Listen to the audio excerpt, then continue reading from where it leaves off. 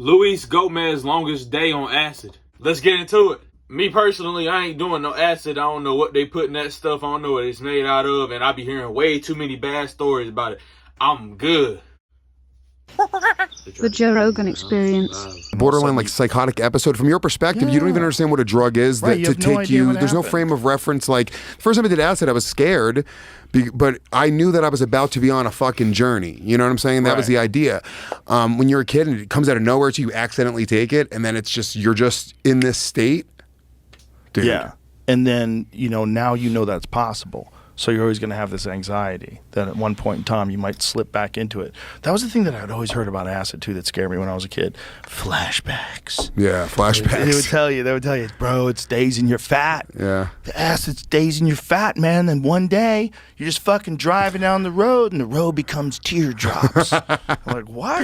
Yeah, man, you have a flashback. People die that way. I was like, it was like always the thing. Like if you take acid, like maybe you'll never come back.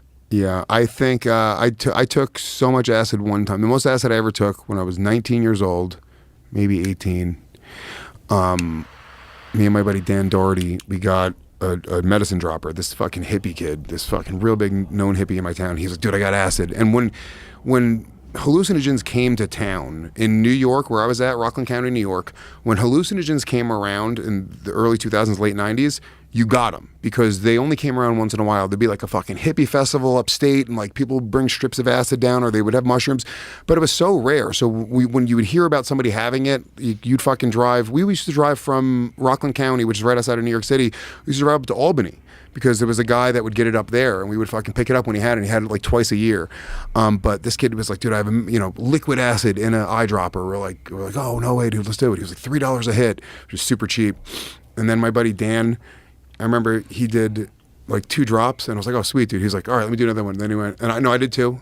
And then he was like, I'm gonna do another one. And then he went and squirted it. And I went, holy shit, dude. I was like, well, I can't let you do that by yourself. And I went, oh my God. It. We gave it back to the guy and he looked how much was left in it. He was like, dude, he was like, don't pay me. He was like, you didn't get this from me. And then he just walked away from us. Wow. And then within 10 minutes, dude, within 10, acid takes like 45 minutes to come on. Mm-hmm. 10 minutes, I'm talking about on another planet, dude. Another fucking planet. Just within 5 minutes of that, I lose Dan. Dan's running down the street like a lunatic. When you say another planet, like what are you experiencing? Just extreme, like, I don't even remember most of the trip, but I remember I saw a friend and they got in their car and the lights from the car, it was like I was on a spaceship, dude. It was just like the music and it was just like the hardest I've ever tripped by far. And it's everything, like the visuals, the sounds, the feeling, but such an intense trip, like scary. It started becoming really scary, started going down the road where, everything is everything. Like that was my conclusion, was like that life is death and death is life. And, sound is the same thing as a fucking table, right. Just being a fucking lunatic. And I remember like starting to think, it kept on coming into my head to kill myself because that's an experience that I can only experience once. It was like just really scary fucking thoughts. And I tripped for 2 full days, 48 hours straight, didn't sleep, just kept on tripping. Then I finally fell asleep, and then the next morning I woke up, and it was like I had taken a hit of acid the next morning, but it was normal enough that I was like, so really for like 3 days I tripped. And when you were tripping, what did the world look like? There was just like the world, it's a great question. It's a really great question. I'm trying to remember what my perspective was on how the world looked. I remember being at a Dunkin' Donuts and just sitting there at the table and just fucking thinking about numbers a lot and just fucking... Numbers? Yeah, and everything was just fucking brighter. It wasn't pleasurable at all. It wasn't like... Why were you thinking about numbers? I don't know. I was just, the numbers were... I'm not gonna lie. He said he had a thought about killing himself.